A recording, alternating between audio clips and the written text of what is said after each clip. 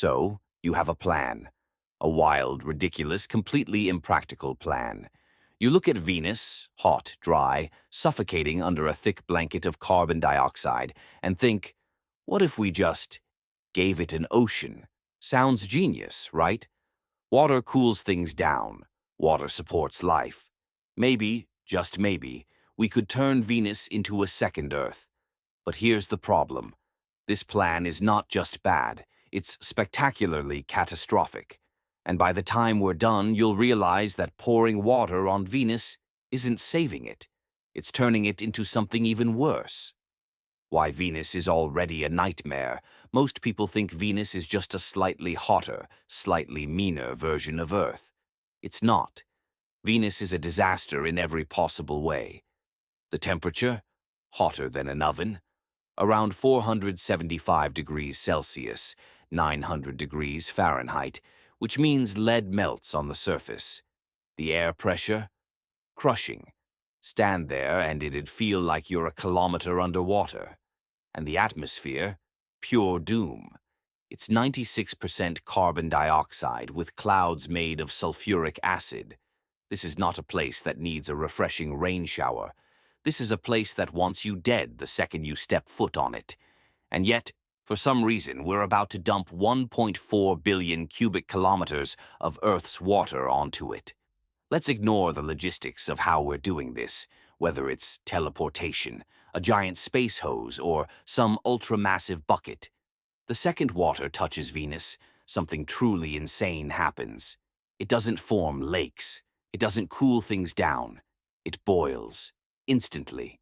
Venus is already hundreds of degrees hotter than water's boiling point.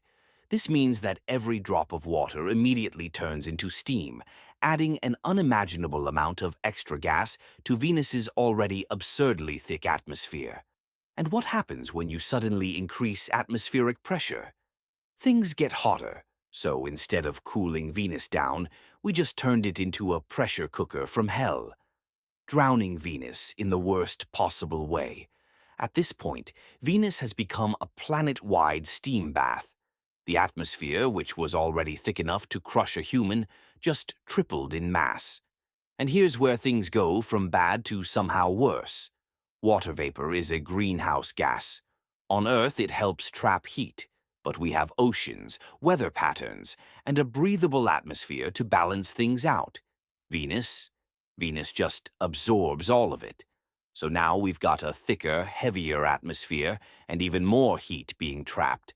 Venus, which was already one of the hottest places in the solar system, is now officially hotter than before.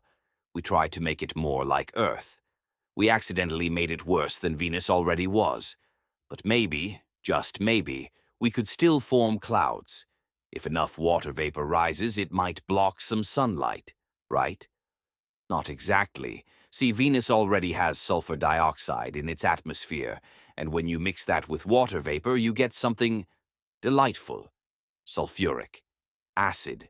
Rain. Except this rain never actually reaches the ground, because the surface of Venus is so hot that it evaporates before it lands. Instead, we get an endless, circling storm of superheated acid whipping around the planet at hurricane speeds. So now Venus is hotter than before, under even more crushing pressure, a literal acid factory.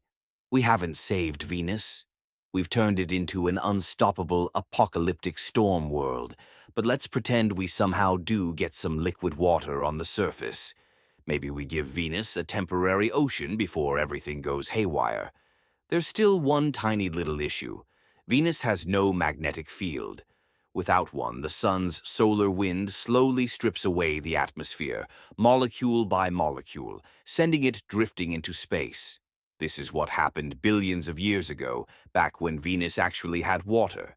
So even if we somehow survive the boiling, the pressure, the acid storms, and the greenhouse effect, in a few million years, Venus will just be dry and dead again. All of Earth's water gone.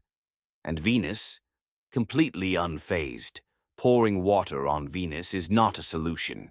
It's a disaster movie waiting to happen. We didn't fix the planet. We made it worse.